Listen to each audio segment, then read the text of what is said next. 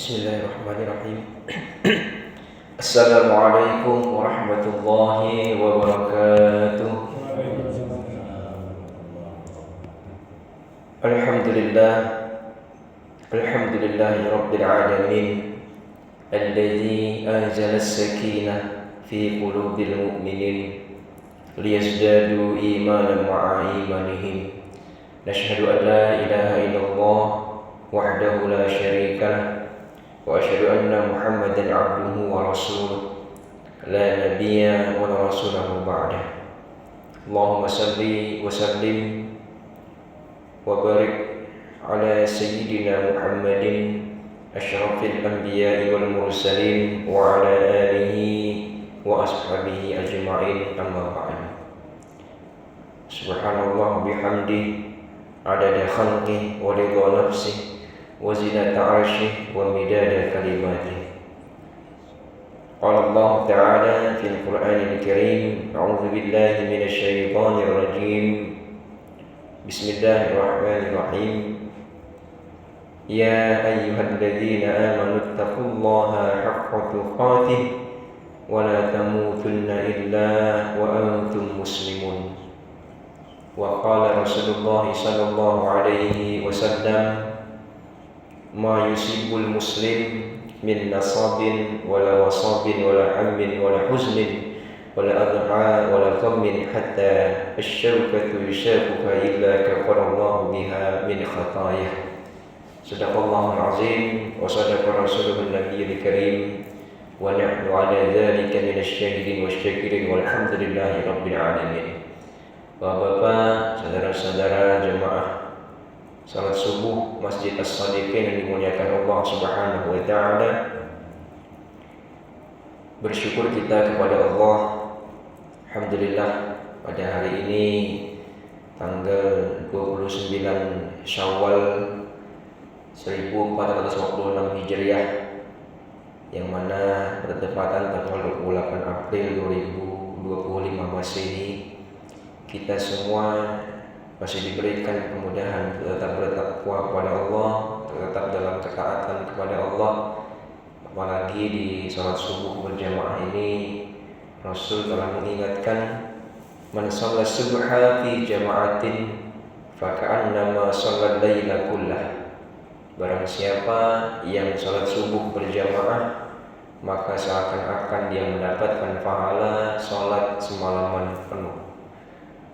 Maka dari itu, mudah-mudahan kita terus bisa istiqomah dalam kebaikan untuk meraih rahmatnya Allah, kemurahannya Allah dalam mencapai keutamaan dalam ibadah kita. Tak lupa kita juga memperbanyak shalawat serta salam pada Nabi Muhammad sallallahu alaihi wasallam, yang mana kita semua mengharapkan syafaat dari beliau sallallahu alaihi wasallam di akhirat kelak.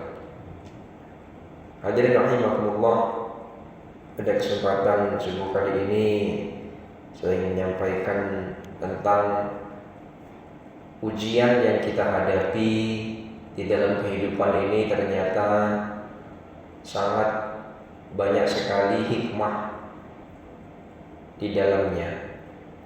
Sebagaimana sabda Rasul yang mana tadi saya coba buka di mukadimah, bahwa Rasul bersabda yang artinya, tidaklah seorang muslim tertimpa kelelahan, penyakit, kesedihan, gangguan atau kegundahan, bahkan hanya duri yang menusuknya, kecuali Allah akan menghapus sebagian dari dosa-dosanya karenanya. Hadis riwayat Bukhari dan Muslim. Jadi yang namanya musibah apapun itu bentuknya, besar atau kecilnya, itu bukan hanya cobaan yang kita hadapi, tetapi itu merupakan rahmat yang tersembunyi dari Allah Subhanahu wa taala. Karena pastinya tidak mungkin kita di dalam kehidupan di dunia ini selalu merasa senang terus. Yang mana kita hidup di dunia ini sebenarnya pada hakikatnya sedang menjalankan hukuman, Pak. Karena Nabi Adam alaihissalam diturunkan dari surga ke dunia ini karena hukuman. Nah, kita ini saat ini sebenarnya sedang menjalankan hukuman. Walaupun saat ini banyak sekali ada orang yang mungkin dalam pandangan manusia dalam keadaan senang atau dalam keadaan sedih, pada hakikatnya itu sebenarnya hukuman. Kekayaan, jabatan yang tinggi, atau mungkin sebaliknya kemiskinan atau kesulitan dalam kehidupan, itu sebenarnya tidak lepas dari yang namanya itu adalah ujian. Sebenarnya bukan senang atau sedihnya hidup di dunia, tapi bagaimana dia bisa menjalankan kesenangan atau kesedihannya itu dalam rangka tetap berada dalam ketaatan kepada Allah. Karena banyak sekali orang yang mungkin dalam masalah keduniaannya bagus, dalam keduniaannya dalam pandangan manusia mungkin baik, kekayaannya banyak dan segala macam, tetapi itu tidak menghadirkan ketenangan dalam kehidupannya. Karena banyak sekali. Begitu pula mungkin orang yang mungkin kita lihat tidak beruntung dalam kehidupan dunianya, tetapi ternyata dia tenang dalam menjalani hidupnya. Jadi kekayaan bukan tolak ukur kita dimuliakan oleh Allah, kesulitan juga bukan tolak ukur kita dihinakan oleh Allah Subhanahu wa Ta'ala. Tetapi ketika kita menghadapi sebuah ujian, maka ingatlah hadis tadi bahwa setiap ujian apapun bentuknya itu merupakan cara Allah untuk menghapus sebagian dari dosa-dosa kita.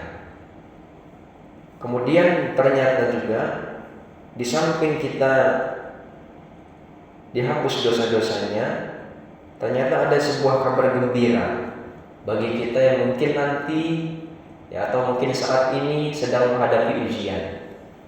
Ada sabda Rasul sallallahu alaihi wasallam, hadis riwayat Abu Daud, yang hadis ini predikatnya hasan. Innal 'abda idza sabaqat lahu min Allahi manzilah lam yablugha bi'amali ibtalahu Allahu fi jasadihi aw fi amalihi aw fi waladihi thumma sabbarahu 'ala dzalik hatta yuballighahu al-manzilah allati sabaqat lahu min Allah. Ini sebuah kabar gembira. Ini kabar gembira yang harus kita jadikan pegangan ketika kita mungkin menghadapi ujian. Yang mana artinya sesungguhnya seorang hamba apabila Allah telah tetapkan baginya satu derajat tinggi yang belum mampu ia capai dengan amalnya. Jadi Allah ini sudah menetapkan derajat yang tinggi kepada seorang hamba itu, tetapi derajat itu tidak bisa dia capai dengan amalannya.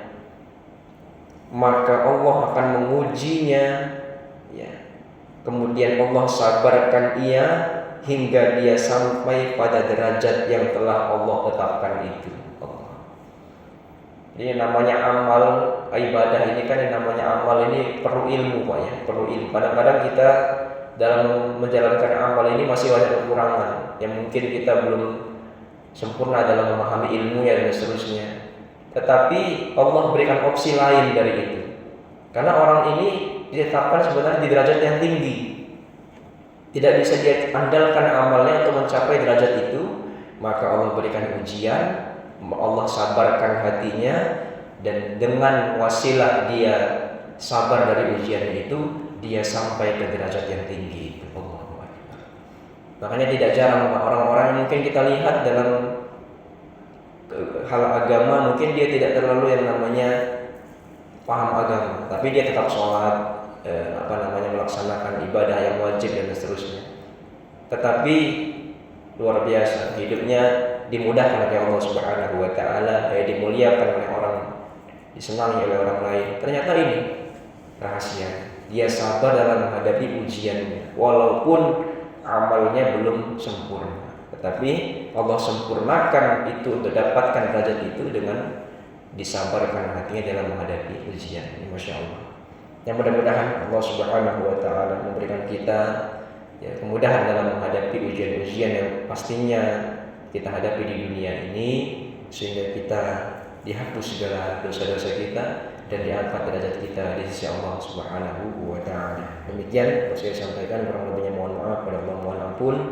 Dengan doa kafaratul majelis, subhanakallahumma wa bihamdika asyhadu an la ilaha illa anta astaghfiruka wa atubu ilaik. Wallahu ta'ala a'lam bisawab wa nahnu nata'allam. Wassalamualaikum warahmatullahi wabarakatuh.